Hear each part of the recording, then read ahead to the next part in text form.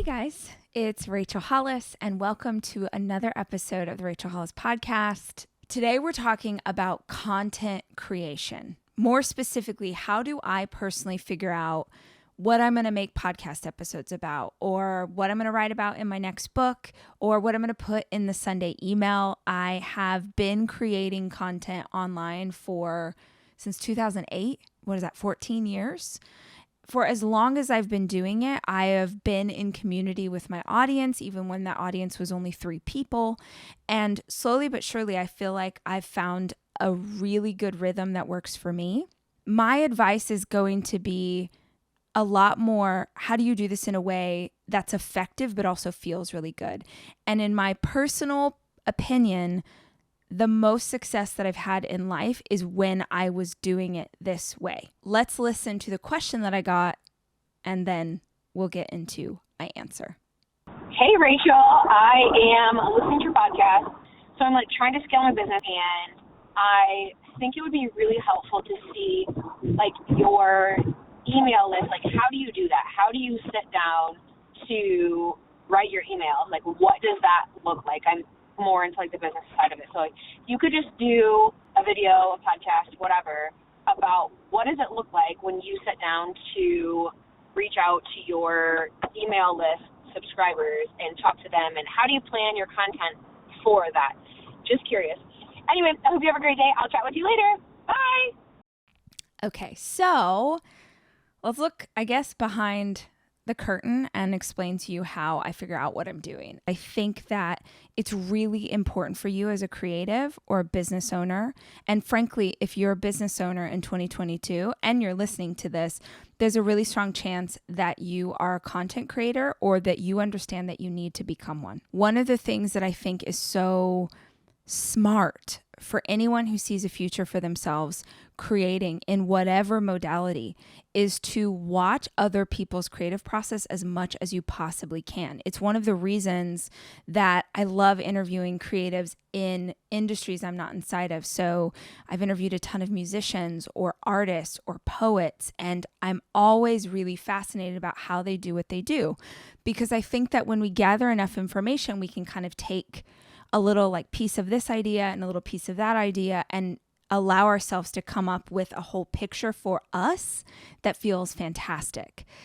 You have creative powerhouses around you, whether that's on social media or that's in your town, right? Go to your local art gallery, go to a museum, go see how other creatives work. It doesn't matter if you're making content creation about your cleaning business or your coffee shop. Getting inspired by other creators is going to make you a better creator. I have found that I work better in the energy of a space that feels really good to me, which is usually at home. I think I create better content when I'm by myself than when I'm with other people, unless it's speaking, and then obviously I need other people around me. But it's been probably a couple years now, right, that we've all been inside of working from home, and I'm still figuring out how to format an SD card or do the audio. And there is really incredible power as a content creator in knowing how to do everything yourself. It is always elevated when I can work with someone else, but the ability to create on your own is really powerful, because then you don't get into a habit of believing that you need someone else in order to help you put content out into the world. I focused this conversation on the 3 areas that I am most often creating content in: this podcast, my Sunday email, and for the books that I write. I've done a few episodes of the podcast on how to write a book, and you can go look those up, and they're really popular episodes. I think they've been helpful to people, so maybe they'll be helpful to you. But when it comes to my creative process for book writing, it's so much different than it used to be. It's evolved so much over time, and it's so much different than any other content that I create in any other way. When I am writing books, as I am right now, I'm working on a book that I'm turning in this fall before I go on the Rach Talk Live tour, which I hope you all are coming to hang out with me. But I'm working on a book, and I have been writing this book in my head for 2 years. I think it's the best work I've ever done, at least for me, because it feels like it's aligned not just with what I want to put out into the world and the conversation that I want to have with y'all, but I also feel like it's the healthiest creation process I've ever been inside of. I tried this process of, could I fully write the scene of a movie in my head before I ever sat down and put it on paper? And I tried this for a couple of months. And when I sat down to finish, I immediately went into flow state. It felt so easy. I was like freaking out, like in the back of my head, like, don't mess this up. Don't get distracted. Don't move. Don't get up to pee. Don't do anything, because I just felt like it was flowing. That's the book writing process for me, is I'll sit with things for a long time and I'll think of them from different angles, and I'll ask myself questions, and I have my phone with me or I'll have my journal with me, and I'll write down notes or questions or things that I'm wondering as I go to pull back in when I actually sit down to write. All right, let's talk about this podcast, because I think that for each and every one of us, we have foundations in our content creation. And for me, that is my podcast. Basically, I get inspired to come up with a podcast idea based on what you are asking, literally using the podcast hotline to see what people are wondering and like how it can be helpful.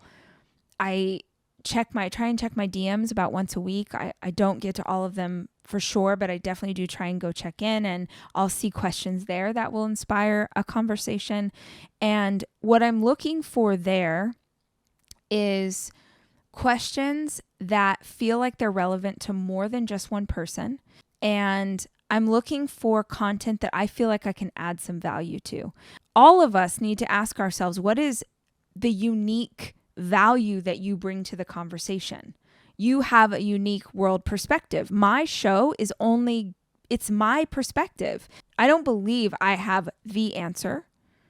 I just have my ideas, right? And I'm a big believer that when we absorb things, we sort of take a little bit here and there. We don't take everything as gospel, but that I can sort of put my thoughts out, and maybe there's something in them that will be helpful to you too. If I believed that everything had to be the exact perfect answer for every human listening, there's no way I would have put nothing out into the world. The inspiration comes from what I'm hearing from you guys, what I'm seeing in the world. If I'm seeing things that I'm like, oh man, someone needs to talk about that, I'm like, oh dang, I probably maybe should be the one. My greatest inspiration comes from the stuff that I am personally going through and working on, and the stuff that my family, my friends, the people I love are also going through and working on. If you're looking for content, create the content you needed 10 years ago. Create the content that your best friend, that your mama, that like they need to be lifted up and they need to be inspired, and that's who you create for. Me trying to solve problems in my own life is always an incredible resource for what content I can put out into the world. What I do to put it out in the world, I've also done an episode on how to start your own podcast. You can go listen to it. And that has a lot more information on the how-tos. But I batch all of my work based on the type of work that it is. So I'm going to try and knock out a few podcasts today. And then I will have episodes for the next couple of weeks. I like to be ahead, but not too far ahead. That's not for everybody. So I know so many podcast hosts they're way far out on their shows, and I think that's great. I just like the opportunity that if you are hearing me talk about something, it's in real time. It's within the last couple of weeks that thing has happened and you're getting to hear about it, because to me, this is about the connection that we have, right? It's about us having a conversation with each other. So the last area that I'm regularly creating content is for my Sunday email. I've been writing my own Sunday email. I've been doing it for years. So if you're on my email list, every Sunday you get a letter from me. And if you're not on my email list, that seems bananas and you should totally go sign up. And if you're watching on YouTube, it'll be in the description. If you're listening to this episode, it'll be in the show notes. Go sign up. It's a Sunday email from me. It's possible that if you're listening to this, you're like, email? It's 2022. Rach, what do you talk about email? Yeah, email. Email is the only access to your audience or your customer that you own. If Instagram died tomorrow, I would no longer have access to 1.5 million fans. You need a way to contact your customer, your fan base directly. You will always get more revenue from an existing customer than a new one. Let me say it again. You are always going to make more sales with someone who's already bought from you. I'm so pumped when new people come into the ecosystem. Someone just on the hotline said, "Oh, I just started listening to you a few months ago." And I was like, "Really? How cool. That's so rad." But my focus is on taking care of the people who are already here. And I think that by taking care of the people who are already here, they tell their friends. They do all the promotion that I don't need to promote myself because they're like, this chick keeps showing up for us, so we're going to show up for her. Not to mention that if you ever want to run a Facebook ad, an Instagram ad, TikTok, those email addresses are how you're able to target people.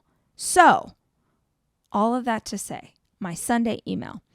I lay out my whole week in terms of what is launching in a Google Calendar.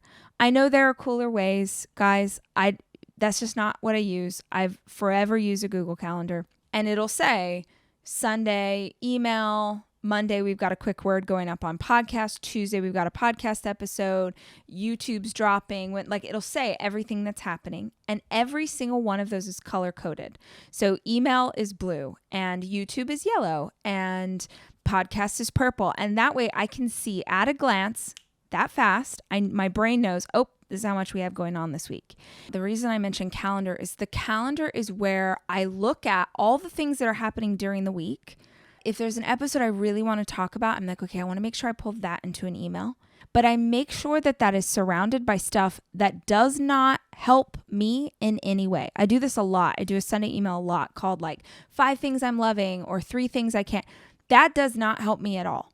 I don't make any money off that. I'm not using affiliate links. I'm literally just telling you brands and products and things that I am personally using that I think you guys would like, because I really love when people do that. What I hope is that you feel like I'm a resource for oh, she's going to give me good stuff. So I'm going to keep opening the email because the email is not just a marketing play. It's also cool stuff. There's certain things in the past that I'm like, oh, I can't do that anymore because I'm a mom or I'm going to be 40 next year. It seems, and then I'm like, whose rules are you playing by? And that's what I talked about in the email. So sticking to what's going on in your real life, what feels relevant to you. I think we always want to connect with people more than we want to connect with a brand. So speaking from your own experience in a way that makes sense for the audience you're speaking to, I love. So that's how I figure out the email. And I'm going to not lie. I don't think that I'm the best person for how to grow your community because my answer is always that the content is queen. Content is queen. If the content's good, the community will grow itself. There was a lot of information, and I hope that maybe that's what you were looking for. Please call the podcast hotline. I love creating content based on what you guys are wondering. And if you're watching on YouTube, I'm going to put the phone number here. That is my creative process. And I just want to say that you can find a process that works really well for you, and it will change based on the season of life that you're in. So just be open to the idea that your process may need to change and evolve and grow as you change and evolve and grow. That's my ideas for today, guys. And until I talk to you again, I want you to remember from the bottom of my heart, I love you and I'm rooting for you.